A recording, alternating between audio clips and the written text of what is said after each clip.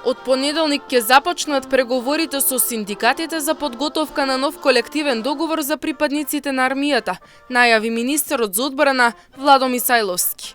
Тој истакна дека разговорите ќе се водат во координација со Министерството за финансии.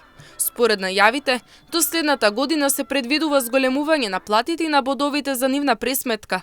Мисајловски додаде дека и во наредните години, со растот на буџетот за одбрана, ќе следува и процентуално зголемување на платите во армијата. Од понеделник ќе започнеме со нов колективен договор.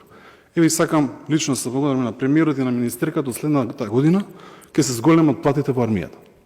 Ќе се зголеми бодот и на наредните години како се зголемува буџетот, така ќе има процентуално зголемување и во армијата. Мислам треба да го поздравите тоа. Мисајловски е категоричен дека од понеделник ќе започне процесот на преговори со сите синдикати за нов колективен договор во соработка со Министерството за финансии.